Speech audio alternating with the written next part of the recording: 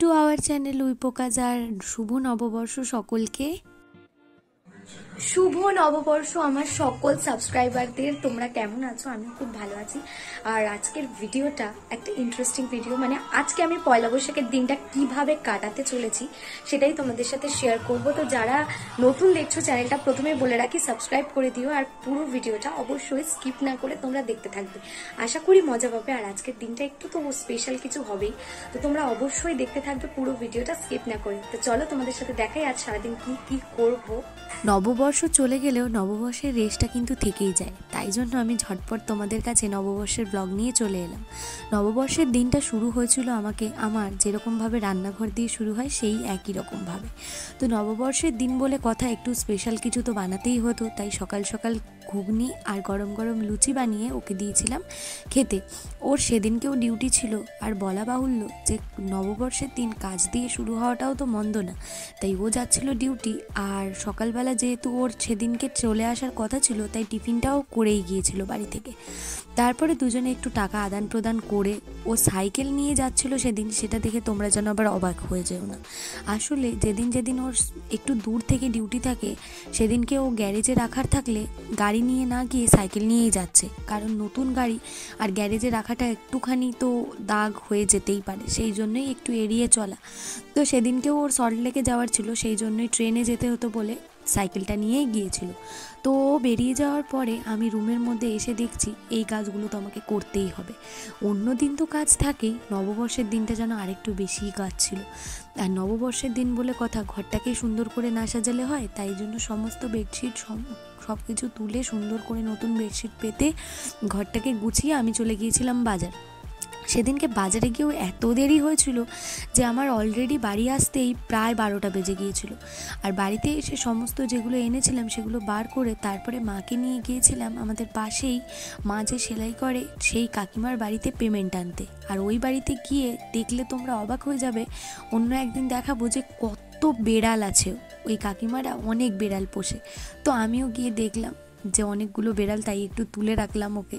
তারপর বাড়িতে এসে আমি যতই সকাল সকাল তাড়াতাড়ি টিফিন বানাই, কিন্তু আমার খেতে খেতে বেজেই যায় 12:30 একটা। তো জোরদার করে টিফিনটা খেয়ে নিয়ে তারপরে রান্নায় নামতে হবে বলে তাড়াতাড়ি করে খেয়ে চলে এলাম রান্নাঘরে। আশা করি তোমরা দেখে বুঝতেই পারছো কিসের প্রিপারেশন চলছিল, পরে বলছি কি রান্না করছিলাম। আমি আজকে বসার সময় পাইনি, এখন বাজে 4:10, আর ও সবে ঢুকলো। খাওয়া তো অনেক দূরের কথা, সবে স্নান হয়েছে, সবে স্নান করে এসে এই একটু বসলাম। আর আমার যেদিনকেই বাড়িতে হবে মানে কিছু স্পেশাল জিনিস, বিশেষ করে বিরিয়ানি, আমার অবস্থা খারাপ। কারণ এতক্ষণ দাঁড়িয়ে থেকে থেকে রান্নাটা করতে লাগে, আর এতগুলো প্রসেস। বিরিয়ানি আমার খেতে যতটাই পছন্দ, বানাতে ততটাই বিরক্ত। এই যে আরেকজন চলে এসছে, এর জন্যই অপেক্ষা করে করে আমাদের বেজে গেছে 4:10। আর বলে লাভ নেই, আমিও আসবে বলে একটু ধীরে সুস্থে বানাচ্ছিলাম। তবে একটু রেস্ট নিই 2-5 মিনিট, তারপরে যাবে স্নান করতে। মানে এমনি 4:10 বাজে, খেতে খেতে বাজবে 5টা, তো সেটা কোনো বড় ম্যাটার না। যাই খেতে, আর কি কি হলো দেখাচ্ছি। তো তোমরা তো সমস্তটা শুনতেই পারলে যে সেদিনকে আমার বিকেল পর্যন্ত কি অবস্থা হয়েছিল। আর আশা করি ঘড়িতে টাইম দেখতে পারছো, 4:30 বেজে গিয়েছিল। তবে যতই দেরি হোক, সেদিনকে মনে একটা আনন্দ ছিল যে ও বাড়িতে চলে এসেছে, আর নববর্ষের দিন একসাথে দুপুরে জমিয়ে খেতে পারবো, এটাই শান্তি।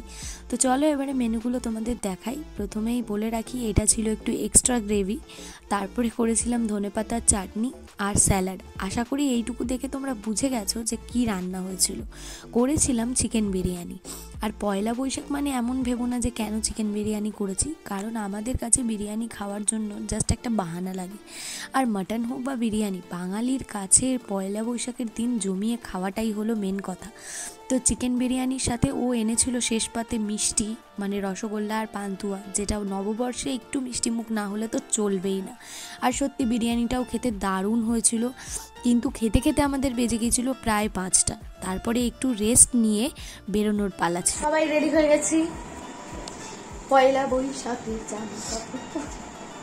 ও রেডি হয়ে গেছে, ম্যাডাম কি লেগেছে যাই হোক, মাও রেডি হয়ে গেছে। তুই তো আবার তোর কতক্ষণ লাগবে? না, আমার সব সময় আমাকে এরকম বলে এরা, কারণ আমি আজকে রেডি হয়ে গেছি। আর এই হচ্ছে, হ্যাঁ কালকে জুতো কিনেছি নতুনটা, নতুন পরবো না। যাই হোক মোটামুটি রেডি হয়ে গেছি। আজকে আর সারা দিনে আমি কিছু তেমন বলতেই পারিনি, কারণ আমি এত কাজ করেছি যে রেস্ট হয়নি আমার আজকে। মানে বছরের প্রথম দিনে আমাকে আমার মা মিলে এত, বাড়ির সবাই মিলে এত খাটিয়েছি যে সারা বছর আমার খেটে খেটেই যাবে। যাই হোক আপাতত রেডি হয়েছি, আর ও যেহেতু তাড়াতাড়ি চলে এসেছিল তাই বেরোনোর প্ল্যান তো ছিলই আমাদের, তো এখন বেরোচ্ছি। 5টার সময় খেয়ে উঠে ওর একটু রেস্ট মানে রেস্ট হয়নি, কারণ আমার বন্ধু আছে একটা, আমার বন্ধু এসেছিল, তো আমার বন্ধুর সাথে ও গেছিলো একটুখানি গ্যারেজে দরকার ছিল, তো যাই হোক সেই কাজটাও হয়নি। তারপরে বাড়িতে চলে এসেছিলো, এসে এই যে দুজনে মিলে রেডি হয়ে, ওদিকে মাও রেডি হয়ে গিয়েছিল। আর চলো তোমাদেরকে দেখাই যে মাকে আমি এইবার পয়লা বৈশাখে কী দিয়েছি। মাকে এই কুর্তিটা দিয়েছিলাম, যেটা পরেও মাকে খুব সুন্দর লাগছিলো। তো পয়লা বৈশাখের দিন সন্ধ্যেবেলাটা বাড়িতে বসে কাটানোর থেকে মনে হয়েছিল যে একটু বাইরে ঘুরতে গেলেই বেটার হতো। আর বাইরে ঘুরতে যাওয়া মানে আমাদের কাছে ব্যারাকপুরই যাওয়া, কারণ ওখানে গেলেই মন ভালো হয়ে যায়।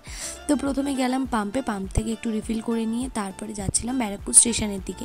আর এই ডমিনোজ পিৎজা হাট দেখে তো আমার মন তো করছিল, কিন্তু পেট একদম ভর্তি ছিল, যার জন্য না ঢুকে সোজা চলে গেলাম ব্যারাকপুর স্টেশনে গিয়ে প্রথমেই চলে গেলাম চায়ের দোকানে।